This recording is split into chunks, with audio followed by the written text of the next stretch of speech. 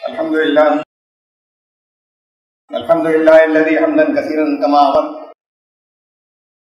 وأشهد أن لا إله إلا الله وحده لا شريك له، وأشهد أن سيدنا ونبينا ومولانا محمدا عبده ورسوله۔ برادران کرام، محرم کا مہینہ جو اسلامی ہجری سال کا آغاز ہے اور پہلا مہینہ ہے، بدقسمتی سے یہی مہینہ مسلمانوں میں اسی مہینے میں بنیاد پڑی، مسلمانوں میں شدید اختلاف کی اور فرقے بننے کی۔ اختلاف ویسے تو شروع ہو گیا تھا رسول اللہ صلی اللہ علیہ وسلم کے انتقال کے فوراً بعد ہی، لیکن حضرت امام حسین رضی اللہ تعالیٰ عنہ کی شہادت کے بعد پھر یہ اختلاف اور شدید ہو گیا، کیونکہ وہ لوگ جو اہل بیت میں سے تھے، حضرت حسین حضرت رضی اللہ تعالیٰ عنہ اور اس کے بعد ان کے کھل کر ساتھ دینے والے اور کھل کر حمایتی بہت کم رہے، عوام میں چاہے بڑی تعداد میں ہوں۔ حکومتوں کے ڈر سے وہ کھل کر ان کا ساتھ دینے والے بہت کم رہے، اور بہت تھوڑی سی تعداد تھی جس کا یہ موقف رہا کہ ان کے حضرت علی اور حضرت حسین کے جو دشمن ہیں یا جو ان سے مخالفت رکھتے ہیں، ان لوگوں اور وہ جو دین کی صحیح بنیادوں پر حکومت قائم نہیں کرتے بلکہ اپنی بادشاہتوں کی مصلحتوں کا بھی خیال رکھتے ہیں، ان کے خلاف جب یہ بہت تھوڑے سے لوگ رہ گئے تو پھر آگے جا کر عوام کو ساتھ میں لینے کے لیے عقیدوں میں تبدیلیاں ہوئی۔ یہ بعد کے دور میں ہوتا ہے، جو لوگ اپنے اپنے کسی موقف کو صحیح ثابت کرنا چاہتے ہیں اس کے لیے دلیلیں نکالتے ہیں، اور پھر وقت کے ساتھ اس میں زیادتیاں ہوتی ہیں اور غلو پیدا ہو جاتا ہے۔ بڑی تعداد اس وقت جو حکومتوں کے ڈر سے ان کا ساتھ دینے کا نام بھی نہیں لیتی تھی، وقت کے ساتھ ساتھ جیسے جیسے وقت گزرتا گیا ان میں سے بھی بہت سے لوگوں کے ذہنوں کے اندر ان کی حمایت کا خیال آ گیا کہ یہی ہم پر ہے اور ان کی کوئی غلطیاں نہیں ہیں اور ان کا نظام بالکل درست ہے، وہ بات چاہتے ہیں جو بات کو چلی۔ یہ غلطیاں دونوں طرف ہوئی، یہ جو دو الگ الگ ٹکڑوں میں بٹ گیا عالم اسلام، ایک جانب جو رسول اللہ صلی اللہ علیہ وسلم کی نسل جو اہل بیت میں شامل ہیں، ازواج بھی ہیں، ازواج مطہرات بھی اہل بیت ہیں، اور رسول اللہ صلی اللہ علیہ وسلم کی آل یا نسل جو اہل بیت میں شامل ہیں، ان سے محبت کے جو تقاضے ہوتے ایک طرف ان میں کمی آئی ایک گروہ میں، اور ان کے مخالفین اور ان کے دشمنوں تک کی حمایت کا انداز بھی پیدا ہوا، اور دوسرے گروہ جو کہ چونکہ ہمیشہ وہ اقلیت میں رہا، تو آگے جانے کے بعد ان میں جو خرابی پیدا ہوئی وہ یہ کہ جو شروع میں خالی حکومت یا سیاست کا اختلاف تھا، اور اس میں صحیح غلط بھی شامل تھا، صرف حکومت یا سیاست کا نہیں تھا، کہ اصل میں خلافت کے اوپر یا حکومت میں کون لوگ ہونے چاہیے جو لوگوں کو رسول اللہ صلی اللہ علیہ وسلم کی نہج پر اور اللہ کے صحیح دین پر چلا سکیں۔ تو جب ان کو کامیابی نہیں ملی اور وہ کم رہ گئے، محبتوں میں غلو ہوتا ہے، زیادتی ہوتی ہے، اور پھر آگے جانے کے بعد ان کے عقائد میں اس طرح کی چیزیں داخل ہو گئیں،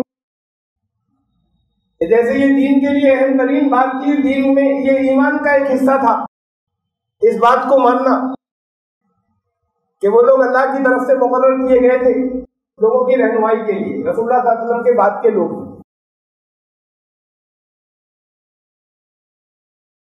سنی حضرات کیونکہ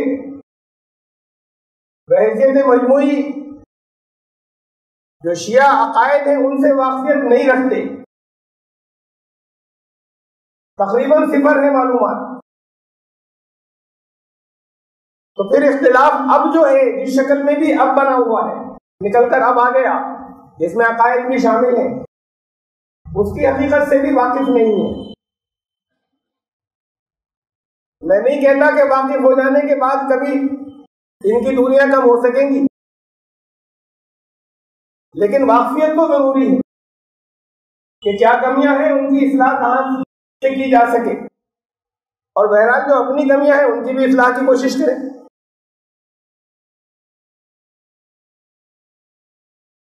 جو اختلاف بہت سے ہیں، اس میں جو سب سے بڑا اختلاف ہے اس وقت جو شیعہ مسلک یا سنی مسلک کہلاتے ہیں آج موجودہ حالت میں، ان میں جو سب سے بڑا اختلاف ہے وہ امامت کا ہے۔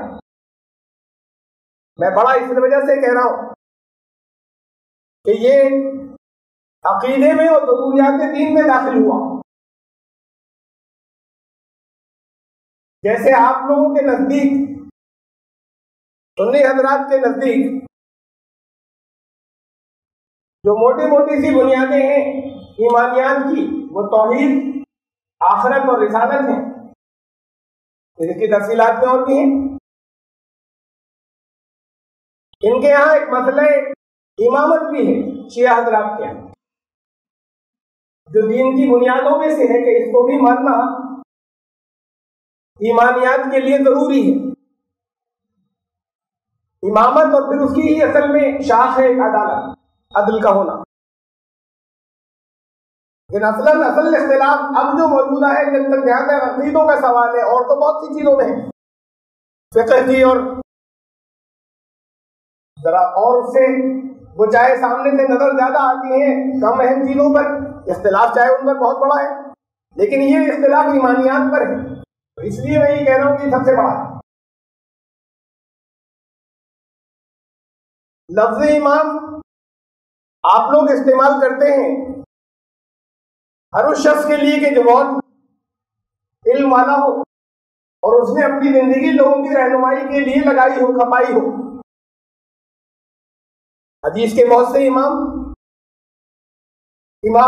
بخاری، امام مسلم، امام ترمذی، امام ابو داؤد، فقہ کے بہت سے امام ابو حنیفہ، امام شافعی، امام احمد بن حنبل، امام مالک، اور پھر ان کے علاوہ پھر اور نیچے کے درجے میں جو بڑے بڑے اپنے وقت کے علماء گزرے، ان کے نام کے ساتھ بھی امام جوڑا جاتا ہے۔ امام اوزاعی، بہت سے جگہ بہت سے نام آتے ہیں کہ جن کے قابل احترام وہ لوگ جنہوں نے اپنی زندگی میں خدمت کی، ان کے ساتھ آپ لفظ امام لگاتے ہیں۔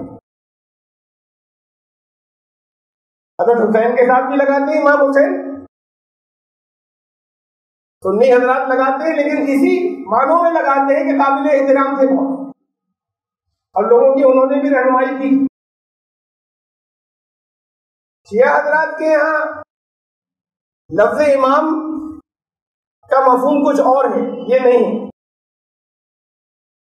اور وہاں ہر ایک کے ساتھ لفظ امام نہیں لگایا جا سکتا، ہر ایک کے نام کے ساتھ۔ امامت ان کے نزدیک اللہ کی طرف سے طے ہوتی ہے، انسان طے نہیں کر سکتے کسے ہم امام کہنا شروع کر دیں یا کسے ہم امام بنا لیں۔ رسول اللہ صلی اللہ علیہ وسلم نے، میں ان کا آپ کو معلومات کے لیے امامت کا جو عام طور سے کثیر اکثریت ہے، اوور ویلمنگ میجورٹی سنیوں کی نہیں جانتی اس بنیادی ان کے عقیدے کو. معلومات تو ضروری ہے دونوں کو ایک دوسرے کے بارے میں. شاید کسی موقع پر یہ معلومات آگے جانے کے بعد اختلاف دور کرنے کا سبب بنے. ابھی آس پاس تو نہیں ممکن ہے، اس لیے کہ بنیادیں، اصل بنیادیں میں پھر اس کا ذکر کروں گا، وہ کچھ اور ہیں. جب تک وہ ٹھیک نہیں ہوں گی اختلاف ختم نہیں ہوں گے، لیکن پھر بھی معلومات کی ضرورت. رسول اللہ صلی اللہ علیہ وسلم نے اپنی زندگی میں شیعہ حضرات کے عقیدے کے مطابق امام کا اعلان کر دیا، لیکن وہ اللہ کے حکم سے کیا تھا، وہ اپنی مرضی سے نہیں کیا تھا کہ اب آئندہ امام ہوا کریں گے. اور اس کی جو بہت سی وہ لوگ دلیلیں دیتے ہیں، عقلی دلیلیں، بہت سی تو ان کے یہاں روایات اور حدیثیں ہیں جس کی بنیاد پر وہ اسے مانتے ہیں کہ رسول اللہ صلی اللہ علیہ وسلم نے اپنا جانشین مقرر فرمایا تھا، جن میں سے بہت زیادہ تر احادیث کو سنی حضرات تسلیم نہیں کرتے، لیکن پھر وہ عقلی دلائل لیتے ہیں. اور عقلی دلیلوں میں جو سب سے زیادہ دلیل ان کی دی جاتی ہے وہ یہ کہ رسول اللہ صلی اللہ علیہ وسلم کو اپنی مصروف زندگی میں اس کا وقت نہیں ملا کہ وہ سارے احکام کی تفصیلات بتا دیتے سب لوگوں کو جو ایمان والے تھے. قرآن شریف محفوظ ہے، لیکن اس کے باوجود جیسے نماز کا طریقہ بہت سی تفصیلات رسول اللہ صلی اللہ علیہ وسلم واضح کریں گے، تو رسول اللہ صلی اللہ علیہ وسلم کو اس کا وقت نہیں ملا کہ وہ سارے احکامات کی تفصیل بیان کر پاتے. وہ زندگی اتنی ان کی مصروف گزری، مخالفوں سے لگاتار کشمکش کے اندر وہ ساری زندگی جیسے گزری. تو اب ضرورت یہ تھی کہ جو قرآن رسول اللہ صلی اللہ علیہ وسلم دیا تھا اور اس پہ عمل کرنے کی جو تفصیلات تھی وہ ان کا جانشین پھر لوگوں کو بتائے تفصیل کے ساتھ میں. انہوں نے جانشین اپنا حضرت علی کو مقرر فرمایا شیعہ حضرات کے عقیدے کے مطابق، اور پھر یہ امامت آگے چلتی رہی. آگے بھی جتنے امام بنے وہ سب اللہ کی مرضی سے بنے. اس میں پچھلے امام کی مرضی کا دخل نہیں تھا، وہ حکم اللہ کی طرف سے ہوتا تھا. اعلان پچھلے امام کرتے تھے کہ آئندہ امام کون ہوگا. اس شکل میں شیعوں کا یہ جو بڑا حصہ ہے، ان میں بھی بہت سے فرقے ہوئے نا، تو ان میں جو اصل میں عرف عام میں عام پبلک میں جو لوگ شیعہ کہلاتے ہیں یہ ان کا سب سے بڑا فرقہ ہے. جب فرقے بنے یہ پہلے دونوں، تو اس کے بعد کوئی حد نہیں بچی شیعوں کے بھی فرقے آگے بننے میں اور سنیوں کے بھی آگے فرقے بننے میں. تو ان کی تعداد اتنی زیادہ ہے، یہ امامیہ شیعہ ہیں اصل، بلکہ امامیہ میں بھی کئی گروپ اور ٹوٹ گئے. اثنا عشریہ جو 12 اماموں کو مانتے ہیں یہ وہ گروہ ہے، اور اس کی تعداد چونکہ سب سے زیادہ ہے اس لیے عام طور سے جب شیعہ کہا جاتا ہے تو انہی کو سمجھا جاتا ہے کہ یہ شیعہ، پتہ شیعہ تو اور بھی ہیں، آغا خانی ہے، داؤدی بولے ہیں، یہ سب بھی شیعہ ہیں، اسماعیلی ہیں، یہ بھی شیعہ ہیں. لیکن چونکہ دنیا میں ان کی تعداد یہ گروہ سب سے بڑا ہے شیعوں میں، اس لیے عام طور سے جب شیعہ کہا جاتا ہے تو یہ لوگ ان کو سمجھا جاتا ہے، ان کو شیعہ کہا جاتا ہے اثنا عشریہ، جن کی بڑی تعداد ایران میں، عراق میں اور شام وغیرہ میں ہے، جو 12 اماموں کو مانتے ہیں. اثنا عشر کا مطلب ہے عربی میں 12، جو 12 اماموں کو مانتے ہیں. بہت سے اور فرقے ان کے امام آج تک چلے آ رہے ہیں. اسماعیلیوں کے یہاں امام اب بھی ہوتا ہے، خانیوں کے امام اب بھی ہوتا ہے. ان کے 12 امام ہونے کے بعد اب امام ختم ہو گئے. اب اس کے 12ویں کے بعد کوئی 13واں امام نہیں ہوا.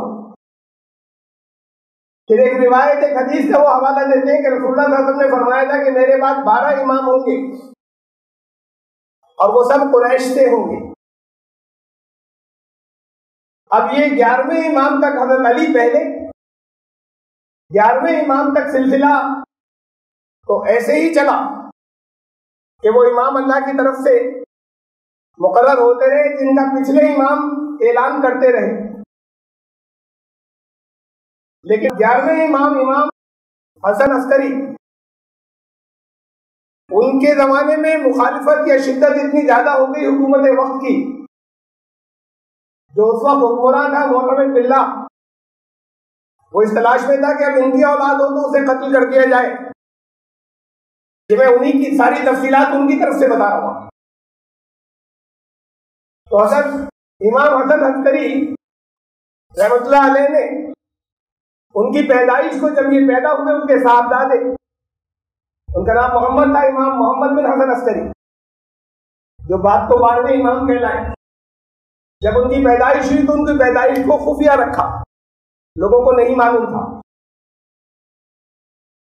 ان کی بہت چند مخصوص لوگوں کو معلوم تھا، دوسروں کو نہیں معلوم تھا، اور ان کا راز اس وقت کھلا جب ان کا انتقال ہوا سن 260 ہجری میں۔ اس وقت وہ سن 255 ہجری میں پیدائش ہوئی تھی، 5 سال کے تھے امام محمد بن حسن عسکری۔ وہ نکل کر آئے کہ نماز جنازہ تو میں پڑھاؤں گا، میرے والد تھے، جنازے کی نماز پڑھانے جا رہے تھے ان کے بھائی، تو پھر بھائی پیچھے ہٹ گئے، جو مخصوص افراد جانتے تھے انہوں نے بتایا، اور پھر اور تفصیلات ہیں کہ کیسے اسی وقت لوگوں کو یقین آ گیا، اور پھر وہ 5 سال کے جو صاحبزادے تھے انہوں نے نماز جنازہ پڑھائی۔ اب وہ آؤٹ ہو گئے، اب لوگوں کے سامنے آ گئے، تو پھر مخالفت جان کی دشمنی کا خطرہ بڑھ گیا۔ وہاں سے پھر وہ روپوش ہوئے، ہائیڈنگ میں چلے گئے، اور اس کے بعد سن 260 میں وہاں سے انہوں نے سن 260 ہجری میں وہ روپوش ہوئے اور ہائیڈنگ میں چلے گئے، اور یہ سلسلہ رہا 69 سال، 69 ایئرس، سن 329 ہجری تک۔ اب وہ کوئی ان سے ملاقات نہیں کر سکتا تھا، صرف ان کے 4 نائب ہوئے اس کے بعد ایک ایک کر کے تلے اوپر، جس کو انہوں نے ہی مقرر فرمایا کہ وہ رابطہ رکھیں گے اور وہ لوگوں کو بتائیں گے، اس کے علاوہ کسی کو معلوم نہیں تھا امام کہاں ہے۔ تو جو پہلے نائب تھے ان کا نام تھا عثمان بن سعید، جو ان سے امام سے رابطہ رکھتے تھے اور لوگوں کی رہنمائی کرتے تھے۔ اس کے بعد پھر ان کے صاحبزادے دوسرے نائب ہوئے، ان کا نام تھا محمد۔ پھر اس کے بعد تیسرے نائب ہوئے، ان کا نام تھا حسین، جو ان سے رابطہ رکھتے تھے اور لوگوں کی رہنمائی کرتے تھے۔ اور پھر ان کے انتقال کے بعد چوتھے نائب ہوئے، ان کا نام تھا علی۔ اب اس چوتھے نائب کے بعد یہ سلسلہ چلا، اس کے بعد 329 ہجری تک 69 سال، اس کے بعد نائبین ختم ہو گئے۔ یہ عرصہ سن 260 سے جہاں سے وہ روپوش ہو گئے، امام لوگوں کی نظروں سے ہٹ گئے اور کسی سے رابطہ رکھتے رہے اپنے نائب سے، یہ 69 سال غیوبت صغریٰ کہلاتی ہے، غائب ہونا چھوٹا، صغریٰ کہتے چھوٹے کو، غیوبت صغریٰ کا دور یہ 69 سال چلا۔ پھر سن 329 ہجری میں چوتھے نائب کے انتقال کے بعد اب کوئی نائب آگے نہیں آیا، کسی نائب کا اعلان نہیں ہوا، اور حضرت امام مستقل غائب ہو گئے۔ یہ حصہ کہلاتا ہے غیوبت کبریٰ، کبریٰ کہتے بڑے کو، غائب ہونا، غیب میں چلے جانا، اس کا بڑا، یہ بڑی والی غیب میں چلے جانا تھا غیوبت کبریٰ۔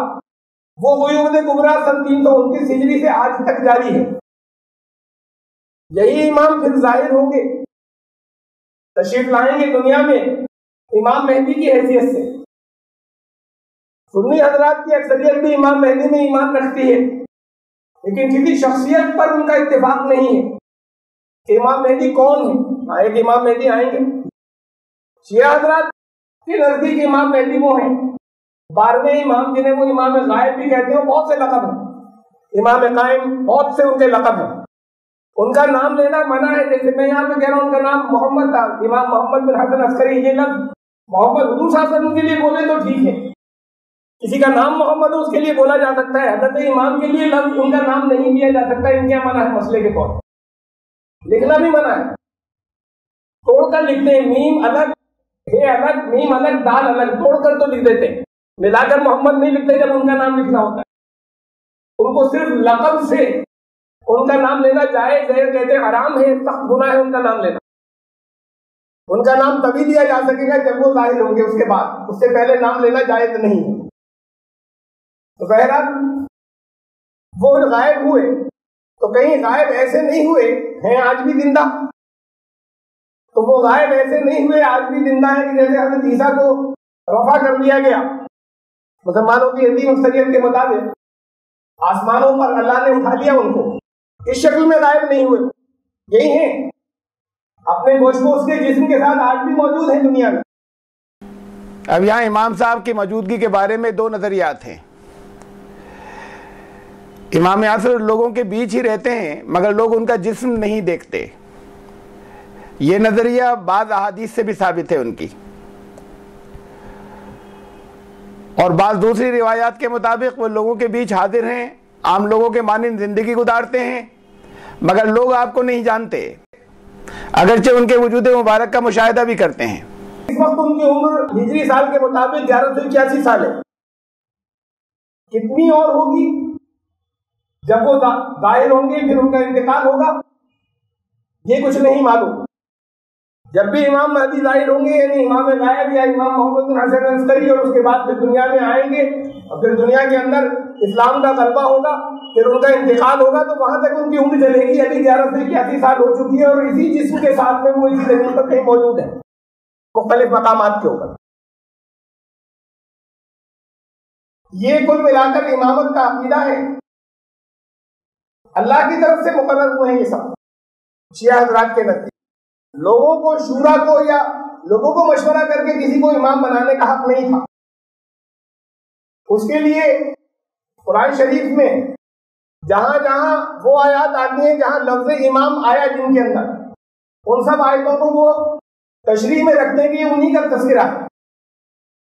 مثلا سورہ بقرہ کی آیت ہے، آیت نمبر 124، بسم اللہ الرحمن الرحیم، وَإِذِ ابْتَلَىٰ إِبْرَاهِيمَ رَبَّهُ بِكَلِمَاتٍ فَأَتَمَّهُنَّ، جب ابراہیم کو ان کے رب نے مختلف آزمائشوں کے ذریعے ان کا امتحان لیا تو وہ سب میں پورے اترے۔ قَالَ إِنِّي جَاعِلُكَ لِلنَّاسِ إِمَامًا، تو اللہ نے فرمایا کہ میں اب تمہیں تمام دنیا کے انسانوں کا امام بناتا ہوں۔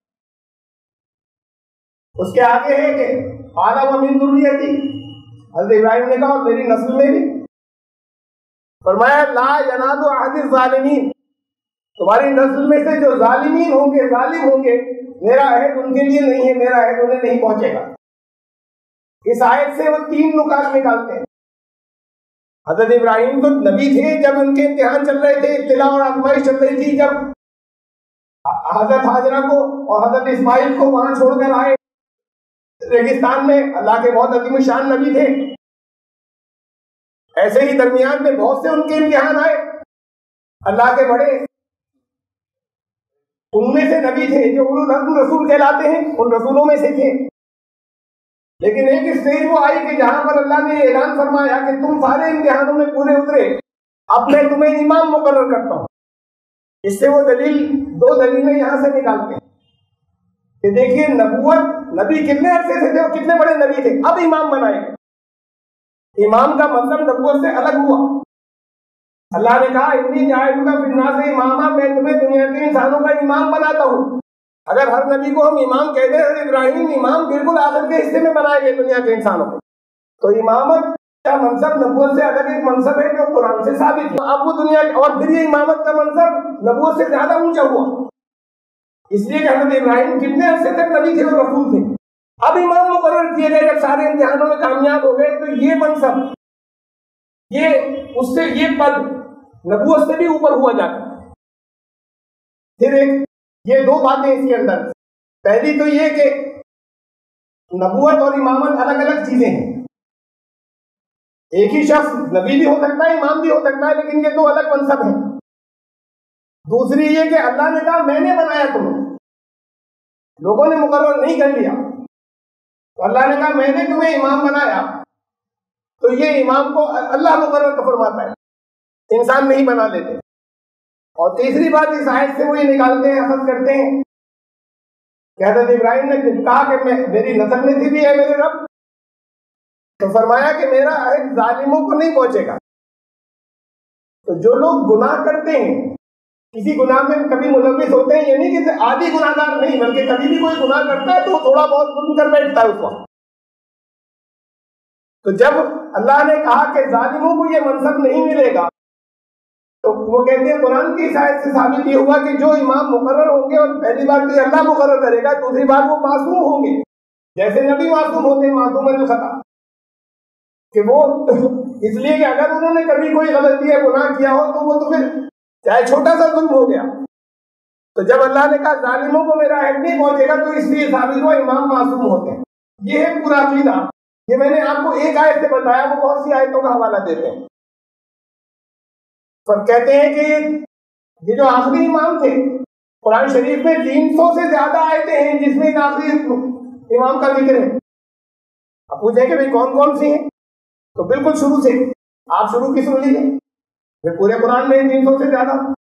الف لام میم جہاں سے سورہ فاتحہ کے بعد شروع ہوا، ذالک الکتاب لا ریب فیہ ھدی للمتقین الذین یؤمنون بالغیب، یہ ہدایت ہے متقین کے لیے، کا متقین انہیں کو کہا گیا۔ یہاں باقی سارے یہ نہیں کہ ہر انسان اس کو کہا کہ یہ ہدایت ہے متقین کے لیے، کا متقین یہ حضرات تھے، یہ ان کو کہا گیا، انہیں کا تذکرہ ہے۔ الذین یؤمنون بالغیب، ان کا یہ غیب انہیں کہا گیا، ایمان غیب کو، جو لوگ غیب پر ایمان لاتے ہیں وہ غیب میں چلے گئے، تو یہ بھی انہیں کا ذکر ہے۔ تو اس شکل میں قرآن بالکل جہاں سے شروع ہو رہا ہے، شروع سے لے کے آخر تک ان کے عقیدے کے مطابق 300 جگہ سے زیادہ امام غائب کا ذکر ہے، اور مسئلہ امامت کا تو بہت سی جگہ پر ہے۔ اب یہ میں نے آپ کے سامنے ایک آیت سورہ بقرہ کی رکھی تھی کہ جس سے یہ 3 چیزیں ثابت کرتے ہیں۔ امام، اچھا حضور صلی اللہ علیہ وسلم بھی، میں اب اس کے اوپر باتیں کہوں گا، میں ایسا نہیں کہ میں صرف کوئی شیعہ مسلک کی ردیت ہے، لیکن دھجیاں اڑا رہا ہوں کہ جو عقیدہ بیلنس سے یا توازن سے ہٹا، اس کے خلاف دلائل ان تک بھی پہنچنے چاہیے اور آپ کو بھی معلوم ہونے چاہیے۔ بہت سی چیزیں ایسی ہیں توازن اور بیلنس سے سنی حضرات ہٹے، میں اس کا تذکرہ کرتا رہا ہوں، آج بھی اشارتاً کیا تھا، وقت ملا تو آئندہ بھی کروں گا۔ اصل میں دونوں کو غور کرنے کی ضرورت ہے۔ اور پھر میں آخری بات عرض کر دوں، یہ سارا بگاڑ جو پیدا ہوا، یہ اس وجہ سے پیدا ہوا کہ قرآن شریف، اس کے بعد میں تفصیل اور پھر بتاتا ہوں کہ یہ سارا بگاڑ جو پیدا ہوا اور آج بھی ہے، اور آج بھی جو بہت سے مسلک فرقوں تک پہنچ گئے ہیں جو ایک دوسرے سے دشمنیاں رکھتے ہیں، یہ اس وجہ سے کہ ہر ایک کے اپنے اپنے یہاں کچھ روایات ہیں، ان روایات کی روشنی میں ہی وہ قرآن کے مطلب اخذ کرتے ہیں۔ بات بڑی عجیب عجیب باتیں ہیں، اور پھر کہا ہی جاتا ہے، اسے تفسیر معصور کہتے ہیں، کہ پہلے کے لوگ جو کچھ کہہ گئے، جو صحابہ یا تابعین سے جو بات چلی آ رہی ہے کسی قرآن کی آیت کی تشریح میں، اس سے ہٹنا جائز نہیں ہے، آپ کچھ غور و فکر نہیں کریں گے۔ یعنی قرآن باقی تمام لوگوں سے غور کرنے کو نہیں کہتا کہ قرآن میں غور کرو، بلکہ جو کچھ پچھلے لوگ کہہ گئے ان کی بات میں غور کر لیجیے، قرآن کی آیتوں میں مت غور کیجیے گا۔ اس کا مطلب یہی ہوا، اس میں پھر حیرت انگیز ایسی ایسی چیزیں ہوتی ہیں کہ اگر میں یہاں بیان کرنا شروع کروں تو آپ کی عقل ہو جائے، جو تفسیروں میں ہماری موجود ہیں، جو تفسیر معصور کہلاتی ہیں، جس کے اوپر کوئی اعتراض وارد نہیں ہوتا کہ ان میں کوئی غلطی ہے، بہت مشہور تفسیریں ہیں، وہ تفصیلات یہاں پر اس وقت نہیں ہے کہ میں بیان کروں کس کس سلسلے میں کیا کیا ہے اس کے اندر۔ اللہ نے تو، میں مثال دے رہا ہوں، اللہ نے تو فرشتوں کو بھیجا کہ اب ابلیس کو بہکانے کے لیے، شیطان کو بہکانے کے لیے کم پڑ رہے ہیں، میں فرشتوں کو بھی بھیجوں بہکانے کے لیے، تو اللہ نے تو فرشتوں کو بھیجا، اور انہوں نے آ کے لوگوں کو یہاں پر جادو سکھانا شروع کیا، شوہر اور بیوی میں جدائی ڈلوانے والا، ایک آیت کی تفسیر کے اندر ہے۔ اب اس کے بعد پھر وہاں پر ہوا یہ کہ ان فرشتوں کا دل آ گیا ایک عورت کے اوپر، اس کا نام زہرا تھا، اور اس کی وجہ سے میں بہت مختصر سنا رہا ہوں، بڑی عجیب تفصیلات ہیں ان سب چیزوں کی. اس کی وجہ سے اس کے کہنے میں آ کر انہوں نے نشہ بھی کیا، انہوں نے کفر کا کلمہ بھی کہا، انہوں نے اس کے شوہر کا قتل بھی کیا، اور اس میں آدم سکھا دیا. یہ بہت بڑی چیز تھی. وہ جب وہ فرشتے روزانہ اس عالم بالا سے آتے تھے، یہاں وہ رہتے تھے، یہاں وہ قاضی بھی بنے ہوئے تھے، لوگوں کو جادو بھی سکھاتے تھے. اس روزانہ واپس چلے جاتے تھے، اس میں آدم کہہ کر دروازے کھلتے تھے، یہاں آتے تھے، اس میں آدم سے دروازے کھلتے تھے، اوپر چلے جاتے تھے. ملائے اعلیٰ کے دروازے اس میں آدم سے کھلتے تھے، وہ اس میں آدم بھی دکھا دیا.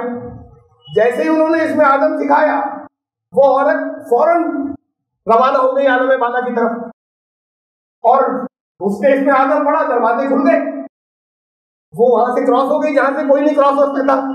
اور یہ زہرہ ستارہ جو آپ دیکھتے ہیں وہی ہے وہ عورت اب وہاں چمک رہی ہے.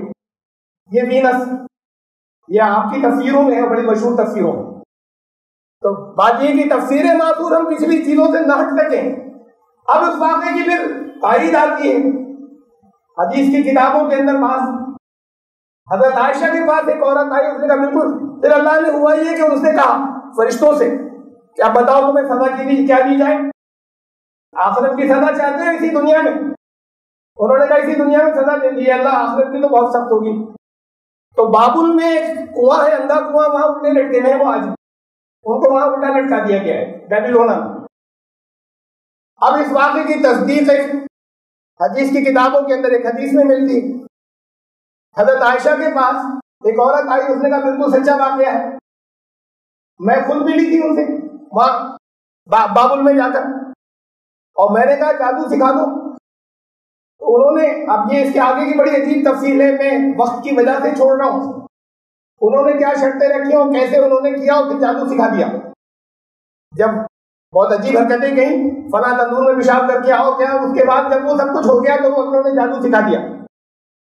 جب جادو سکھا، اب دیکھیے اللہ کی طرف سے سزا پا رہے لیکن بات نہیں آ رہے. استغفر اللہ، میں فرشتوں کو نہیں کہہ رہا، یہ تو بھاگیے میں اس واقعے کو کہہ رہا ہوں.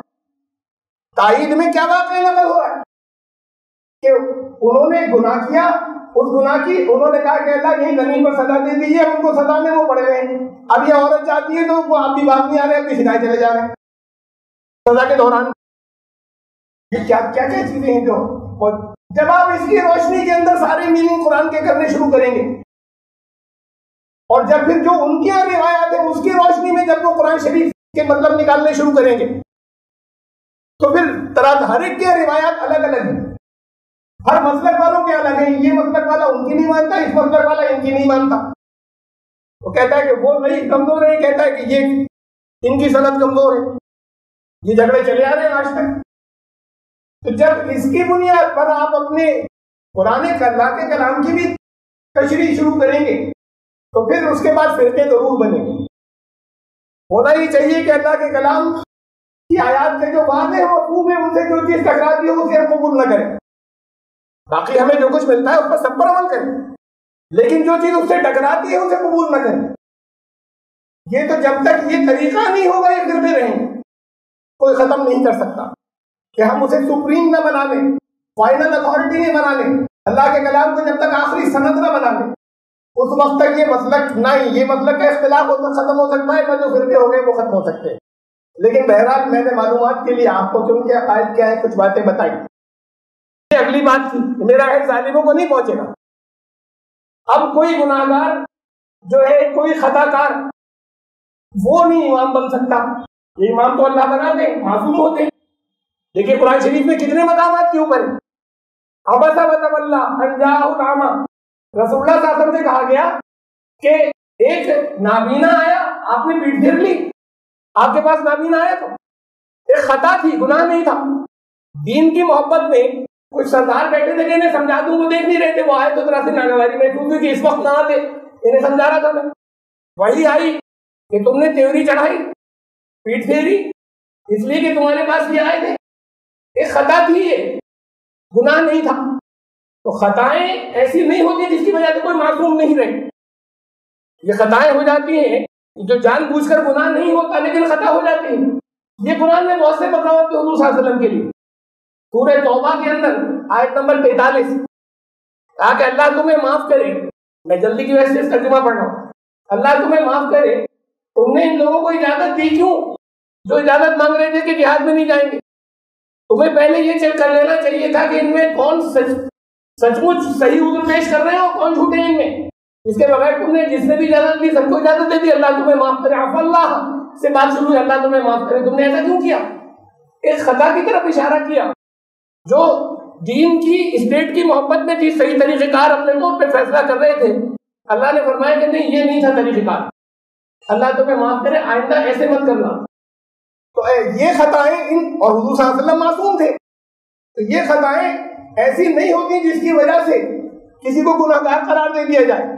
صحابہ کرام کے اندر جو کبار صحابہ تھے، بڑے بڑے، جان بوجھ کر حکم عدولی اور گناہ نہیں کرتے تھے. خطا جیسے رسول اللہ صلی اللہ علیہ وسلم کے قرآن میں ہے، ایسے خطائیں ہو جائیں، ان خطاؤں کی وجہ سے اسے معصیت یا گناہ نہیں کہا جاتا کہ معصوم ہی ہو. ان کو ظالم قرار نہیں دیا جائے گا خطا کی وجہ سے. نعوذ باللہ ایسے ظالم قرار دیا جائے گا تو رسول اللہ صلی اللہ علیہ وسلم کو بھی کوئی ظالم کہہ دے گا. کہ قرآن کہہ رہا ہے کہ اللہ نے سخت الفاظ میں ایسے مخاطب کیا کہ تم نے یہ غلط کیا تھا. تو اللہ کا ہے ظالموں کو نہیں پہنچتا کا مطلب یہ نہیں ہے کہ کوئی خطا ان سے نہیں ہوگی. تو یہ بنیادی چیزیں ان آیات سے جو وہ نکالتے ہیں، وہ تشریح اپنی جو ان کی روایات ہیں اس کی بنیاد پر قرآن کی ایسی تشریح کرتے ہیں اور ان سے وہ چیزیں اخذ کرتے ہیں، ان سے وہ چیزیں نکالتے ہیں. اصل بات یہ ہے کہ یہ ہے بنیادیں. یہ بنیاد اگر درست ہو جائے تب یہ تفرقہ ختم ہو سکتا ہے. میں نے صرف اتنی بات اور ان کے عقیدے امامت کے بارے میں جو میں آپ کو تفصیلات بتا رہا تھا کہ بڑا اجر ہے ان کے روایات میں، نام تو نہیں لے سکتے. ان کے انتظار کا بے پناہ اجر ہے. جو کوئی ان کا انتظار لگاتار صدق دلی کے ساتھ میں کرے گا، ویسی حدیثوں کی بہت ڈھیر ہے ان کے یہاں، بہت کثرت ہے ان کے یہاں، بہت بڑی تعداد میں ہے کہ جو کوئی صدق دل کے ساتھ میں ان کا انتظار کرے گا کہ وہ آنے والے ہیں، کاش وہ امام غائب آ جائے، اس کا شمار صدیقین اور شہداء اور صالحین کے اندر ہوگا. اس طرح سے جنت کی بے پناہ اونچے درجات کی جنت کی بشارتیں اور بہت سے زندگی کے سارے گناہ معاف ہو جانے کی بشارتیں صرف اس بات پر جو ان کا احترام کرے گا اور ان کا انتظار کرے گا. وہ جب آئیں گے جن سے ملاقات ہوگی ان کی بات تو الگ. تو یہ اس طرح کا یہ عقیدہ ہے، یہ عقیدہ امامت اس کے اندر داخل ہوا. اس عقیدہ امامت کو قرآن شریف کی وہ آیات جو دنیا والوں نے کہا گیا تھا کہ امامت تو تم سب کو بھی کرنی ہے، دنیا کی کرنا چاہیے، ذمہ داری اگر ادا کرو گے، واقعی اللہ کے قانون کے مطابق کام کرو گے تو تمہیں ملے گی، اقتدار ملے گا، ورنہ نہیں ملے گی.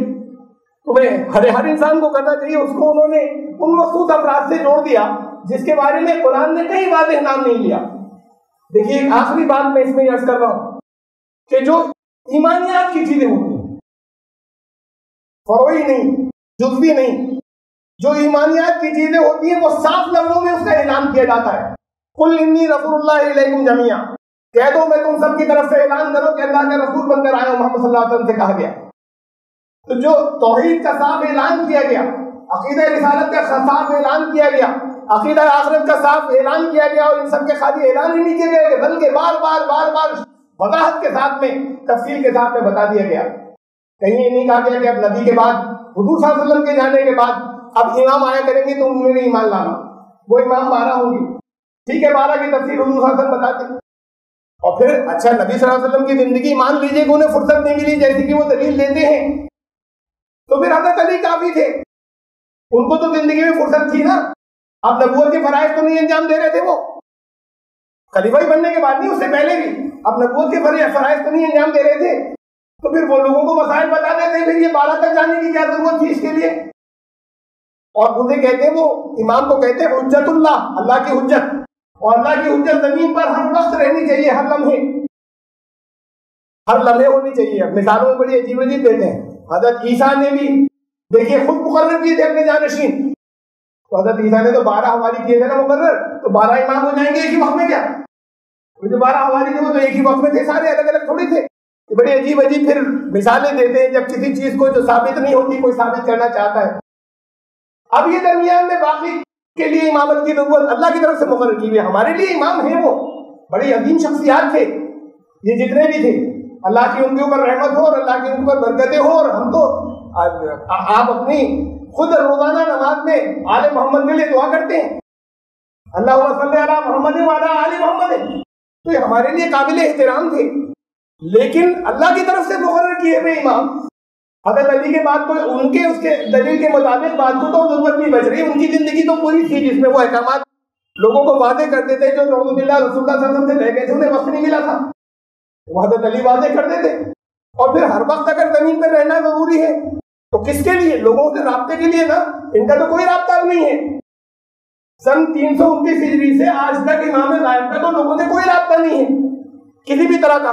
اور باقی جو علماء ہیں ان کا وہی علماء جو ہمارے مسائل کو جانتے ہیں، اب ان کی پیروی کرنا تو پھر وہی درجہ ہے جو ہمارے یہاں علماء کا، وہی درجہ ان کے علماء اور مجتہد کا ہوا۔